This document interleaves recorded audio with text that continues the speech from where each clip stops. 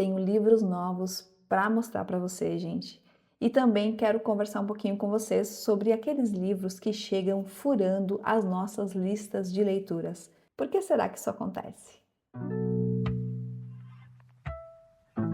Eu sou a Vanessa, sejam muito bem-vindos por aqui.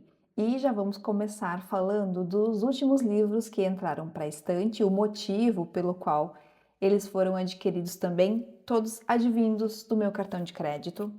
E aqui nós temos A Casa das Sete Mulheres, da autora gaúcha Letícia Wierchowski. Esse livro que já foi adaptado como uma minissérie pela Rede Globo lá no ano de 2003, que eu assisti e eu amei, gente, personagens inesquecíveis aqui. Bento Gonçalves, Dona Caetana, Giuseppe e Anita Garibaldi. Então, assim, mais um livro sobre a história da formação do Rio Grande do Sul. Aqui nessa história a gente vai ter ficção e realidade se mesclando. O que é real aqui então foi a Guerra dos Farrapos, que aconteceu ali nos anos de 1835 e durou, deixa eu ver mais ou menos quanto tempo, 10 anos, gente.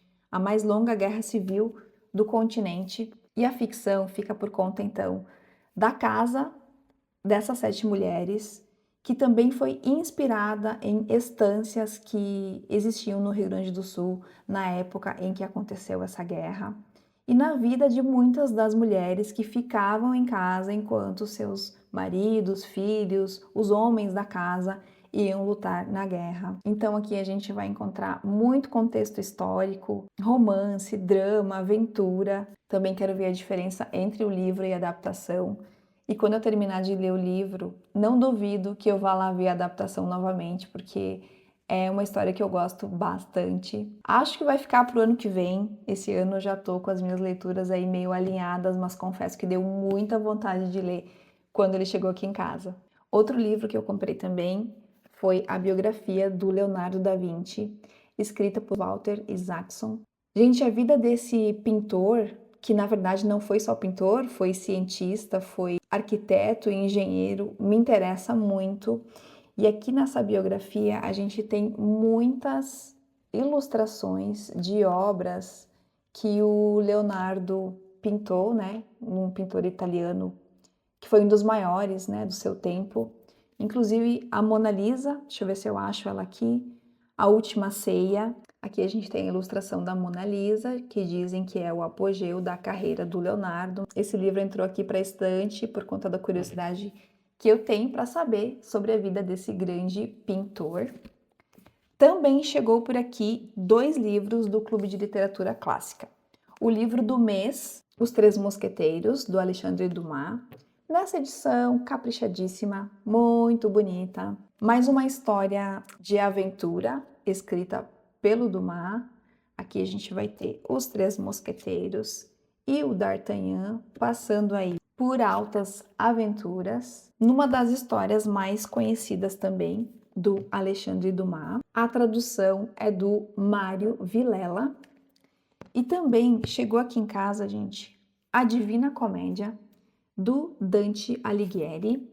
A tradução, deixe-me ver, é do José Pedro Xavier. Nessa edição também, que é um primor, caiu aqui. E essa capa, linda, né? Aqui o marcador.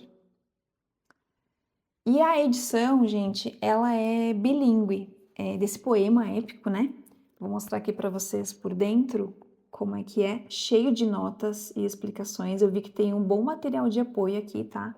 E é aí, edição bilíngue. Temos aqui também o prefácio de Otto Maria Carpo, lendo e relendo Dante, uma explicação necessária da primeira edição. E eu acho que esse material de apoio que tem aqui, junto com as notas, muitas notas de rodapé, vão me ajudar bastante na experiência de leitura, que eu não sei quando que vai acontecer. Na verdade, para quem viu aquele meu vídeo do projeto 50 antes dos 50 e o balanço das leituras desse projeto, viu que eu estava querendo fazer uma troca lá de um livro por este aqui. E eu acho que eu vou fazer essa troca. Vem aí no futuro uma atualização daquele meu projeto, daí eu conto para você se eu fiz mesmo essa troca ou não. E junto com esse box aqui, aliás, esqueci de contar por que que ele veio, né? Eu fiz a renovação da minha assinatura do Clube de Literatura Clássica e para renovar eu conversei com o pessoal e eles me deram alguns boxes de presente e esse daqui foi um dos que eu ganhei. Junto com ele veio um livreto de ilustrações da Divina Comédia pelo Gustave Doré, pintor, gravurinista e desenhista francês e um dos maiores ilustradores de livros de literatura. Esse livreto, né, gente, porque ó, pequenininho, ele é somente de gravuras da Divina Comédia. Então, é para se esbaldar. Achei muito legal que eles tenham enviado junto. Também chegou por aqui da Companhia das Letras, Contos de Horror do século XIX, escolhidos por Alberto Mangel. Esse daqui já chegou com data de leitura pré-definida, pelo menos de alguns dos contos. Quero ler no mês do horror, gosto de fazer leituras temáticas. Então, pretendo ler, se não todo esse livro, porque são vários os contos, né? Mas eu quero ler alguns, como por exemplo, A Volta do Parafuso, do Henry James, Os Fatos no Caso do Sr. Valdemar, do Edgar Allan Poe, do Thomas Hardy, muita curiosidade com esse, Bárbara, da Casa de Grab, do Essa de Queiroz, A Aia. Quem já leu alguns contos que estão aqui dentro, ou se vocês já leram todos, me indiquem aí os melhores contos para eu ler aí no mês de outubro. E agora começam os meus problemas com a minha fila de leitura, porque esses próximos livros que eu vou mostrar para vocês, eles correm um sério risco de passar na frente dos meus outros projetos de leitura, e eu vou dizer por quê. O Livreiro de Gaza, do Rashid Benzini, um autor marroquino, saiu pela Intrínseca, foi traduzido pela Sofia Soter. E aqui, nesse livro curto de pouco mais de 100 páginas, com essa capa que eu acho uma gracinha, aqui fala o seguinte, que é um romance comovente sobre o poder revolucionário dos livros, mesmo quando a realidade tenta soterrar a esperança.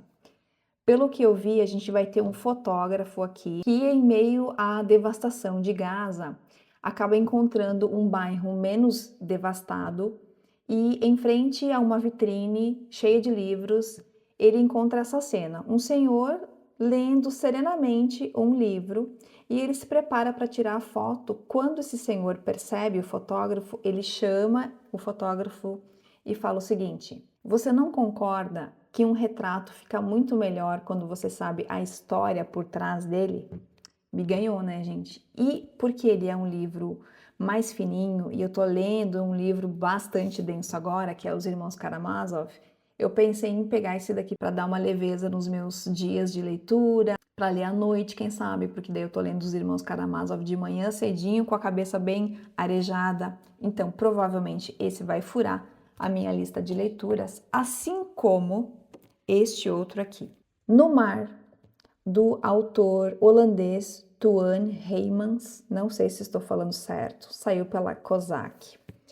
A tradução é da Mariângela Guimarães, e aqui nós vamos ter a história de um pai que vai velejar com a filha de 7 anos. Eles saem da Dinamarca rumo à Holanda, onde vão encontrar a esposa e a mãe dessa criança, então.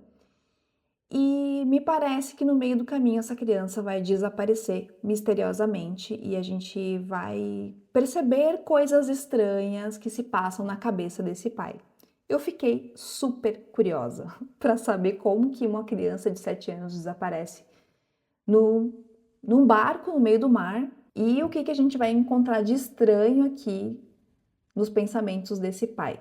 Super curiosa, também um livro curto, pouco mais de 150 páginas. Provavelmente vou pegar para ler em breve também.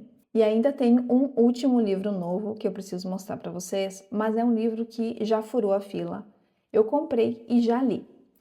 O que me fez lembrar também de um comentário de alguém aqui no canal sugerindo que eu falasse sobre os livros que furam a nossa lista de leitura. Então, como que funciona para mim? Eu tenho alguns projetos pessoais de leitura, os 12 livros para ler em 2026, os 50 antes dos 50 e vários outros livros não lidos aqui na estante. E eu gosto muito de ler conforme o meu ânimo, conforme o meu momento de vida, conforme a minha curiosidade. Todos esses projetos, inclusive, eles não são rígidos e eu não tenho um mês para ler cada um dos livros.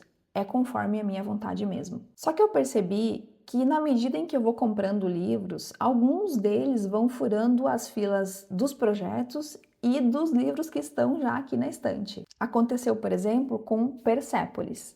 Quando eu mostrei aqui que esse livro entrou na minha estante, muitos de vocês comentaram que era um livro maravilhoso, que eu tinha que ler logo, que valia muito a pena. Diante de tantos comentários, eu peguei para ler, porque eu fiquei ainda mais curiosa sobre essa história e valeu muito a pena. Vou deixar aqui embaixo elencado no box de informações o vídeo onde eu falo sobre Persépolis. Outro que furou a fila de leituras foi Bom Dia Inverno, da Tamara Klink. E independente de qualquer polêmica aí que a autora tenha gerado nas redes sociais, esse livro passou na frente dos outros porque eu vi uma palestra do pai dela, o Amir Klink, e fiquei curiosa para conhecer mais sobre essa família de aventureiros. Aí que eu vi que a Tamara já tinha escrito e lançado outros livros, mas Bom Dia Inverno chamou muito a minha atenção e eu peguei para ler. Também vou deixar aqui no box de informações o vídeo onde eu falo sobre esse livro. Um outro livro que furou a minha fila de leituras foi O Tempo e o Vento. Eu ganhei de presente de uma amiga um livro chamado Ana Terra, que é um capítulo dentro de O Tempo e o Vento, assim como o Capitão Rodrigo, também é um capítulo e também foi editado como um livro autônomo, mas enfim, que depois de ter lido Ana Terra e me apaixonado por essa personagem, eu imediatamente comprei e li O Tempo e o Vento, e essa foi uma das melhores escolhas que eu fiz, porque O Tempo e o Vento figura como uma das melhores leituras que eu já fiz. Mas eu também tenho fura-filas que não valeram tanto a pena assim, como por exemplo A Filha Perdida, da Helena Ferrante. Eu nem tenho mais esse livro aqui em casa, eu vou deixar aqui em algum lugar a capinha para vocês verem. Eu acho que há uns 3 anos atrás, de tanto que ele estava sendo falado, eu acabei pegando para ler. E a minha experiência foi ok. Eu acho que desse livro, o que não deu certo comigo foi que eu achei a protagonista muito mimada. As atitudes da protagonista, por mais que haja uma complexidade na maternidade e culpa, crise de identidade, enfim, eu entendo isso. Mas mesmo assim, as atitudes dela, eu achei que foram muito egoístas em certos momentos, desconectadas da realidade, assim. Eu não consegui simpatizar com essa protagonista. Para mim, ela é muito fora da realidade e, enfim, não gostei. Por um gosto meu mesmo, porque essa autora é super conceituada aí, mas esse foi um livro que furou a fila pela minha curiosidade de ler um livro sobre essa autora e que não deu certo.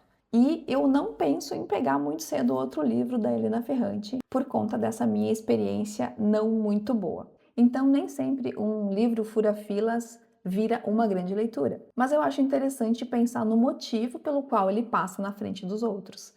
Às vezes é uma indicação, às vezes é uma curiosidade, às vezes é uma leitura que levou ao outro, ou às vezes é apenas um hype mesmo. Por isso que eu acho que a minha fila de leituras não é exatamente uma fila, é mais como uma sala de espera. Tem livro que está esperando há anos e outros que mal chegam e já são chamados. E foi exatamente isso que aconteceu com o último livro novo que eu tenho para mostrar para vocês.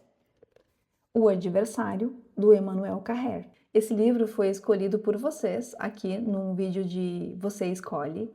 Eu comprei, ele chegou aqui em casa e eu li imediatamente. Inclusive, estou para gravar para vocês um vídeo sobre as minhas últimas leituras e neste vídeo vou incluir as minhas impressões sobre O Adversário. E esses foram os livros novos que chegaram aqui em casa, gente. Eu quero saber o seguinte, desses livros que eu mostrei para vocês, especificamente destes dois aqui, qual que vocês acham que deve ser a minha próxima leitura? Se você já leu algum deles, por favor, deixa aqui nos comentários para a gente ir conversando. Agradeço demais a companhia de vocês aqui nesse vídeo. Um grande beijo, gente, e até a próxima!